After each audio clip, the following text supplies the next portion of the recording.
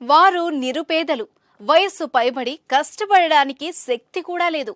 తినడానికి సరిగ్గా తిండి, వేసుకోవడానికి దుస్తులు లేవు. కానీ వారి మనసు మాత్రం గొప్పది. రాముడు అంటే అమితమైన ప్రేమ. అయోధ్య రామ మందిర నిర్మాణ నిధికి తమ వంతు సాయం చేసి తమ ఉడతా భక్తిని చాటుకున్నారు. ధనానికి పేదవాళ్లమే కానీ దాతృత్వానికి కాదని నిరూపించారు ఆ వృద్ధ దంపతులు. Gautam neuro care brain stroke, migraine, fits, brain and spine surgeries కి బెస్ట్ న్యూరో సర్జన్. అయోధ్య రామాలయ ప్రారంభోత్సవం వేళ ఓ పేద వృద్ధ జంట విరాళం ఇచ్చిన వీడియో సోషల్ మీడియాలో వైరల్ అవుతోంది. నేడు అయోధ్యలో బాలరాముడు కొలువుదీరాడు. వేద మంత్రాలు, మంగళ వాయిద్యాలు మధ్య వైభవంగా బాలరాముడి ప్రాణ ప్రతిష్ఠ జరిగింది. కోట్లాది మంది హిందువుల 5 శతాబ్దాల స్వప్నం సాకారమైంది. ఇక ఈ అయోధ్య రామ మందిర నిర్మాణంలో కోట్లాది మంది భాగస్వాములయ్యారు. దేశ విదేశాలకు చెందిన ప్రజలు తమ వంతు సాయం అందించారు. కోట్లాది రూపాయలు విరాళాల రూపంలో వచ్చాయి.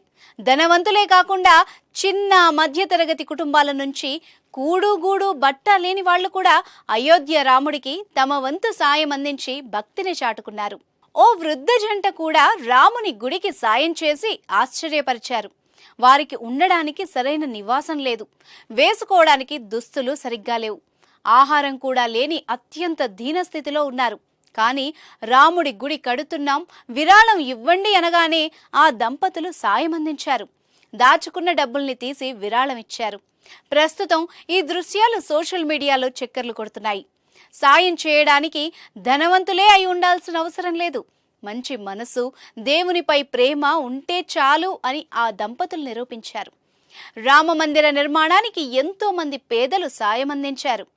చిన్న పెద్ద తేడా లేకుండా తమకు తోచిన విధమైన సాయాన్ని చేశారు. గుజరాత్కి చెందిన ఓ 14 ఏళ్ల బాలిక మాత్రం 3 ఏళ్లుగా రామ మందిరం కోసం విరాళాలు సేకరించింది. ఇప్పటి వరకు 52 లక్షల్ని సేకరించి రామ మందిరానికి అందించింది.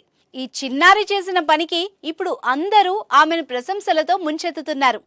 కాశీలో జీవనం సాగిస్తున్న బిచ్చగాళ్లు అయోధ్య రామాలయానికి 4.5 లక్షలు విరాళంగా ఇచ్చి తమకు రామునిపై ఉన్న భక్తిని, ప్రేమని చాటుకున్నారు.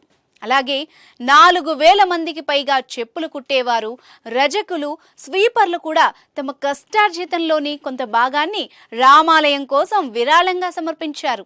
మొత్తానికి అందరి సహకారంతో అయోధ్యలో రాముడు కొలువుదీరాడు.